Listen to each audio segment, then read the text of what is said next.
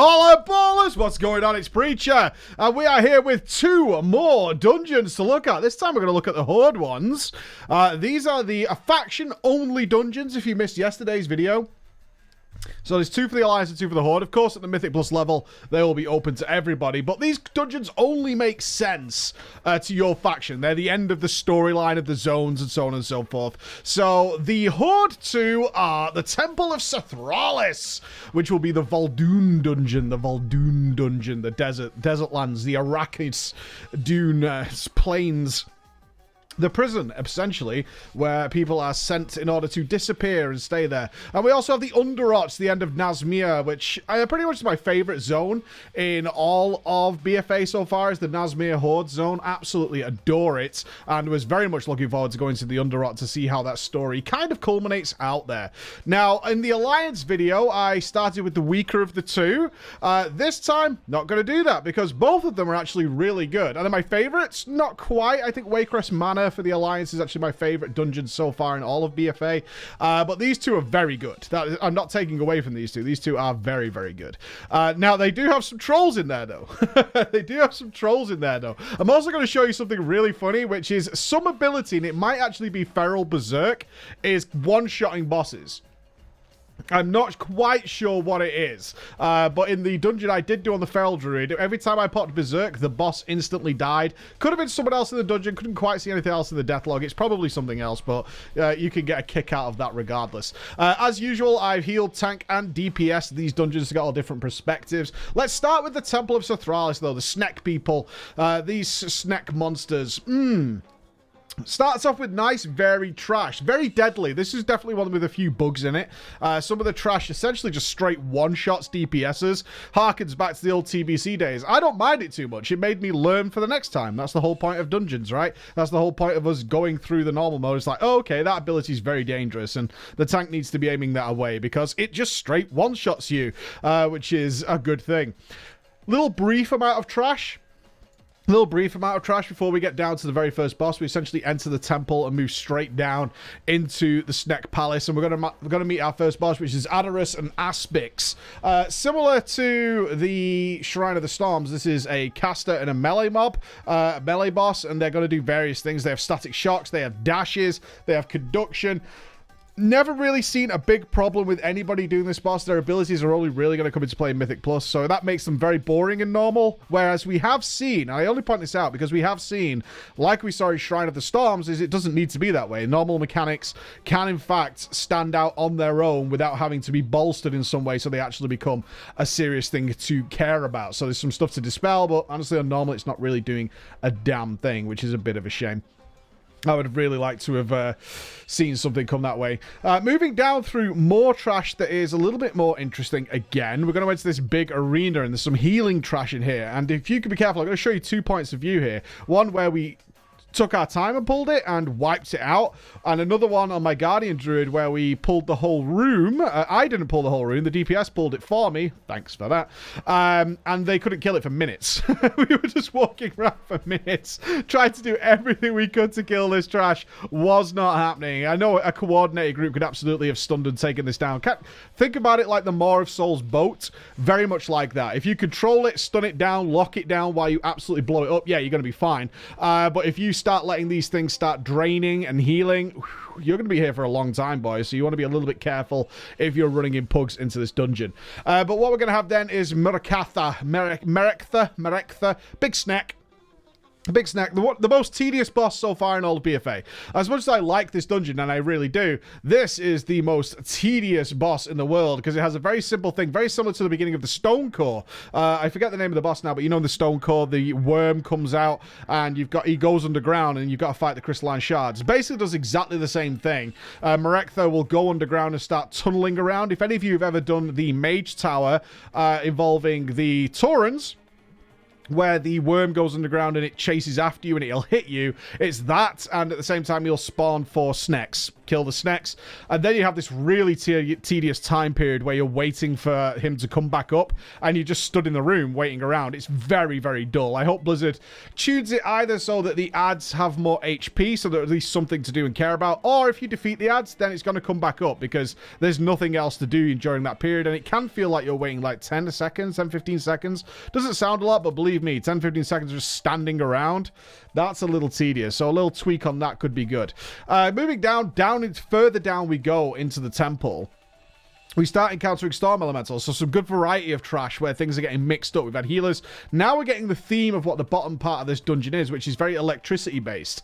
Going to see lots of buffs coming into play that aren't quite working yet, but they will be soon. But the opener to this is the storm elementals start showing up, and we're going to be dealing with all the charges. Our next boss, Galvazd, won't appear until you've killed the trash, but then all the electricity will come together and form up. Then you're going to have to deal with pillars and stuff. Again, kind of reminiscent of the stone core. The main thing here is going to be galvanized. So these pillars will appear around you and start shooting lightning into you. And they're going to be debuffing you. So you take extra damage from the electric abilities that Galvazd does. He's going to just start debuffing and debuffing and debuffing you. And you're going to have to work around these pillars in order to reduce that. Otherwise, certainly in harder difficulties, you're not really going to find that now. But in harder difficulties, you're going to get smacked in the face and you're going to die. So cool boss, I think. Not really in this dungeon, but you can already see the potential, which I quite like. Now the trolling really begins. The trolling really begins. So in order to access our last boss, we have to go through... I kind of want to say this isn't working exactly as intended, but let me explain it to you. So the Argus World Quest, which many of you will know and love, where you have to traverse a building, all you have to do is go up 2 floors, and there's orbs, and there's things on the floors, and there's lasers and things like that. And all you have to do is avoid them. They've been features of World of Warcraft for quite a while now. I think Kata might be the first time we saw this kind of functionality. But you know what I mean. There's things are going around that will hit you. Now, there are 3 or 4... I think there's 3. There's 4 in total. There's 4 different areas with different types of things going on. So the first one will just be swooping orbs. The next one will have orbs that are in kind of a curved S formation. We're going to have a bridge of orbs coming towards you. And the goal is obvious. Avoid them, right? You got to avoid them. If you get hit by one, you get sent back to the beginning of that puzzle and you have to do it again. You don't take a lot of damage, at least on normal. I'm sure in harder difficulties this will hurt you very much.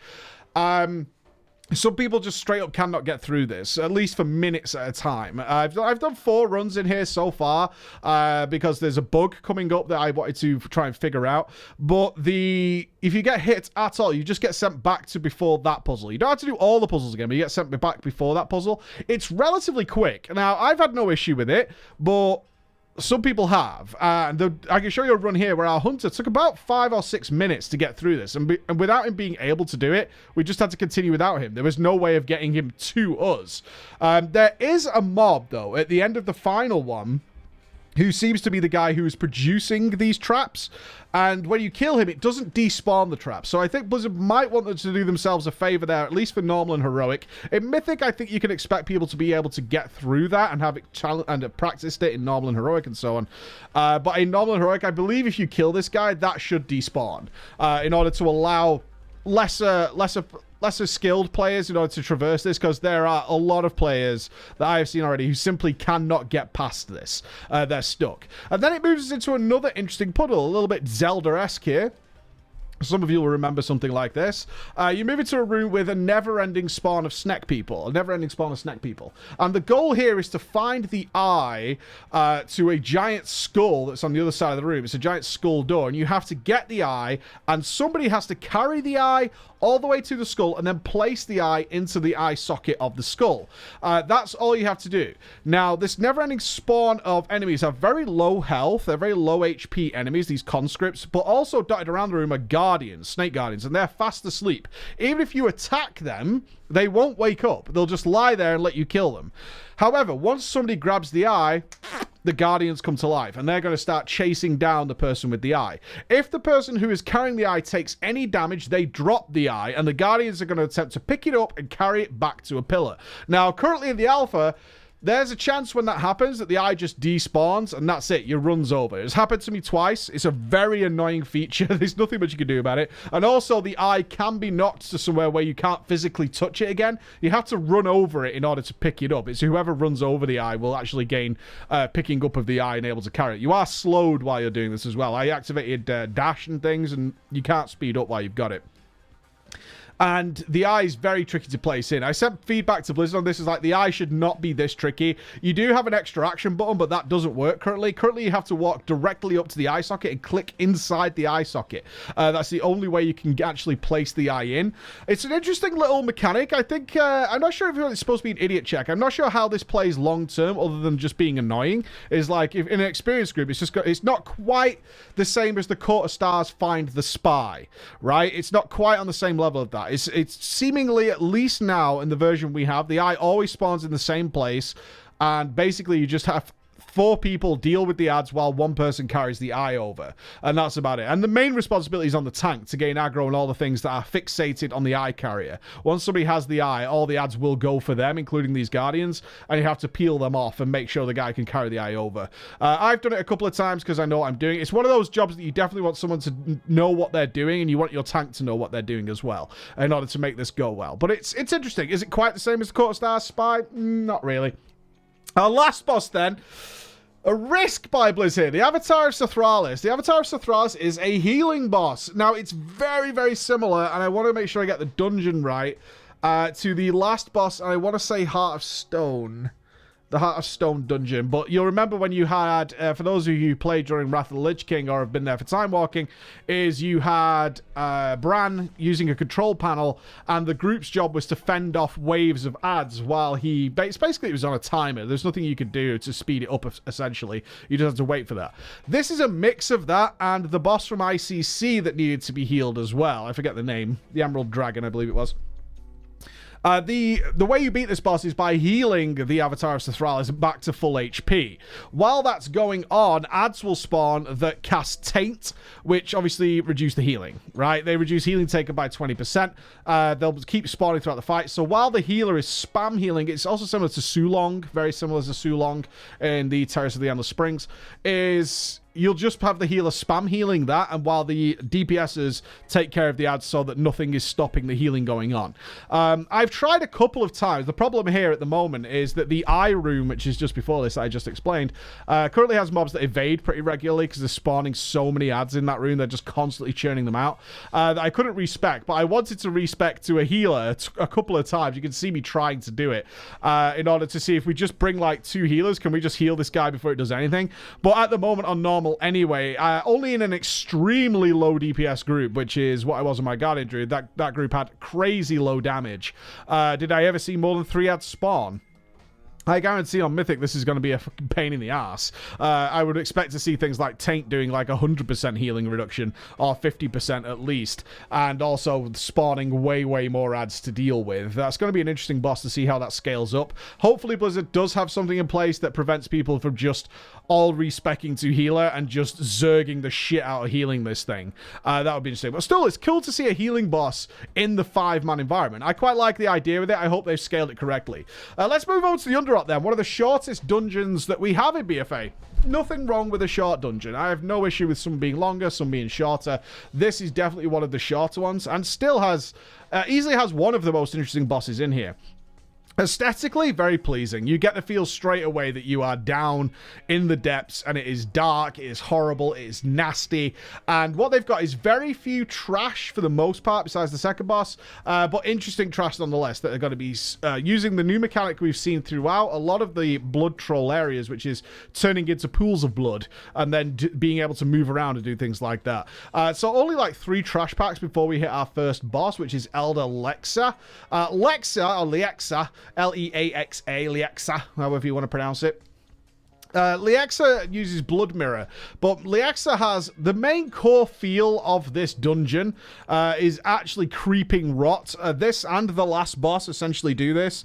Creeping Rot may be overtuned. I don't think so. I think it's an intention that you have to pay attention. A big theme they're running with in BFA is paying attention to what the fuck the boss is looking at. We've seen that in like 6 dungeons now, is the bosses do something really horrible. but they're facing you. So if you're looking at the boss, if you're just literally looking at the boss, you shouldn't be hit by this thing. But Creeping Rot, she will just look at somebody and she has a pretty big wind up for it. If this thing hits you, you're dead, right? You're actually dead, pretty much. Unless you have a major cooldown on, you're fucking dead. Creeping Rot just smashes you right in the face. Big green sludge. You're out of there. And then she'll split into 3, and all 3 of these can cast Creeping Rot. So it's not too bad when it's just the boss, but when she does Blood Mirror and splits into 3 of them, you better be paying attention for which one's casting their spells and which one's casting Creeping Rot, because you can have Creeping Rots coming from different locations, and then you're in trouble. Moving down to Cragmaw then, a really weird idea to with this boss is it's very much like Nethendra, is what they've gone for here. The abilities around Cragmaw actually are basically the Nethendra slimes. They'll cast the same things.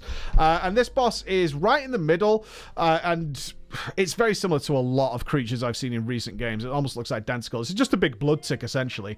But it is enormous. And around it are just loads of trash. Loads of trash. They're very similar to Nethendra, which I'm sure many of you have done in Legion. If you pull a lot of Nethendra's trash, it turns what is a very easy mechanic, which is just interrupt the slime and it'll die, into a big difficulty, because so many of them can start casting, and that becomes a bit of a problem, especially now with Arcane Torrent being nerfed to the ground. So you really have to deal with this. The cool mechanic, though, is that it'll spawn some blood ticks. It doesn't really get a chance to do it. And normally you can stand on them. You can run around and stand on them. So again, similar to the football boss that we've seen in the Motherlode, is you have things to pay attention to in the game that aren't really deadly, but things you can run around and do that are beyond just DPS and healing. Absolutely love that stuff. Makes the boss way more interesting. Really looking forward to finding this on a more difficult level. Same can be said for Sporkle or Zantia. But as we move down, we're going to start seeing much more effect of the old gods coming into play here. So we're going to have mind controls, void tentacles, fears, all that kind of stuff starting to come into play. Lots of stuff to avoid on the floor to reduce the amount of trash you do. You can see these black circles on the floor, which will spawn tentacles should you go near them. You can avoid a lot of them if you run around in certain ways and then deal with the ads. Similar to what we've seen already is dealing with one ad, totally easy, totally fine. Dealing with many of them, that's going to be a problem. Again, you can see the hints here that this is designed for Mythic Plus. Sporkle or Zantia, though, doesn't really do much, unfortunately. It has basically one mechanic that is worth noting, which is upheaval. It will target you. You get an enormous, obvious arrow above your head. You can move to avoid it. If it hits you, you're fucked. Very similar to the first boss, Elalaxia. Big, obvious warning. This thing is happening to you. Get out of the way. And for tanks, there's Shockwave as well, which is the same thing. Shockwave's coming. Get out of the way. Currently, although the boss does follow you with Shockwave, is you can move out the way. I wonder if that's intentional, because typically when something starts casting Shockwave, tanks can run miles away before the Shockwave will go off, usually all the way around the boss or something. Now it seems that Shockwave will follow you until the cast, but you can still avoid it if you're pre-moving for it. I wonder if they're trying to solve the problem of just having Shockwave be such a mundane ability for a modern-day WoW tank, because currently it is. The final boss is real iffy.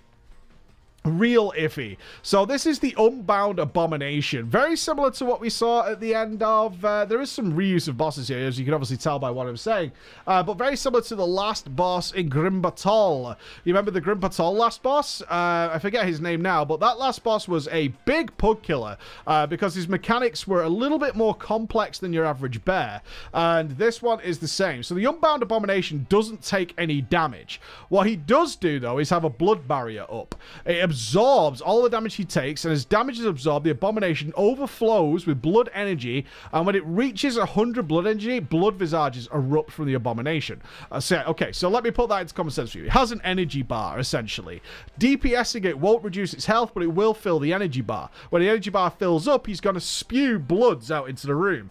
Killing those bloods kills him. Each blood, I think, does 10% of his damage, so you need to kill 10 bloods to kill the boss. But that doesn't mean you don't DPS the boss. You need to be DPSing the boss to get him to spawn the bloods. So, really good fight for multi-dotters and stuff. Really good fight for those. But at the same time, there's a couple of mechanics going on which are supposed to be getting help from this extra. This Titan Keeper Hezrel, I believe he's called.